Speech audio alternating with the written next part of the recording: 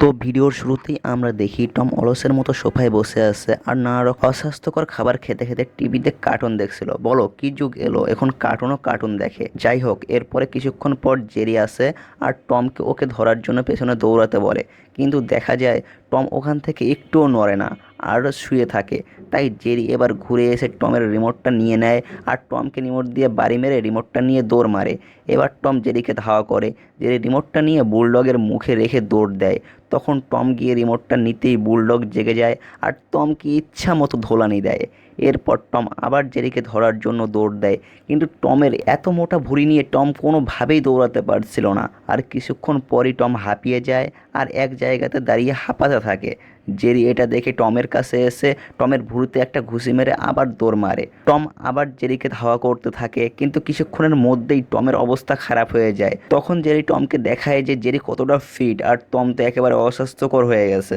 তখন টম নিজের মাসেল দেখাতে যায়, কিন্তু দেখা যায় টমের একটুও মাসেল ওঠে না। তাই টম জিম করার কথা ভেবে জিমের ঘরে ঢুকতে গেলে যেই টমের হাতের উপরে জানালা ফেলে দেয়, টম এর ভুঁড়ি জানালায় আটকে যায় আর টম ওইভাবেই সামনে এগোতে থাকে।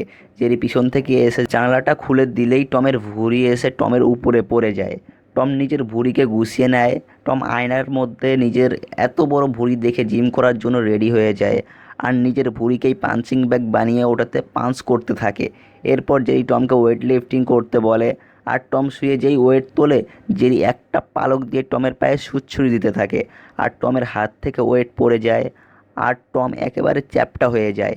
এরপর জেরিকে 10 কেজি ওয়েট তুলতে দেখে টম ওটা চায়, তখন জেরি ওকে দূরে আরেকটা ওয়েট দেখিয়ে দেয়। টম কোনোভাবে ওয়েট তুলতে পারছিল না আর তখন দেখা যায় জেরি কালি দিয়ে আসলে 100 কেজিকে 10 কেজি লিখে রেখেছিল আর জেরি যেটা তুলতেছিল ওটা হলো মাত্র 1 কেজির ওয়েট।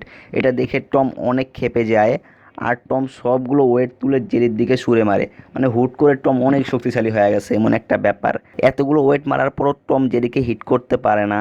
তাই সে একটা সাইকেলে করে জেরিকে ধাওয়া করতে থাকে আর টম সামনে আসা সব কিছু তছনছ করে ফ্লোর ভেঙে চুরে জেরিকে ধাওয়া করতে থাকে। কিছুক্ষণ পর জেরি থেমে যায় আর টমকেও থামতে বলে আর আয়নাকে নিজেকে দেখতে বলে। টম আয়নাতে দেখে টম অনেক শক্তিশালী হয়ে গেছে এবং পুরাই বডি বিল্ডারের মতো ওকে দেখতে লাগতেছে। তখন জেরি নিজেকে ধাওয়া করতে বলে, কিন্তু টম তখন মুহূর্তের মধ্যেই জেরিকে ধরে ফেলে আর জেরিকে দিয়েই ওয়েভ লিফটিং করতে থাকে। আর এইখানে এই পর্বটা শেষ হয়ে যায়।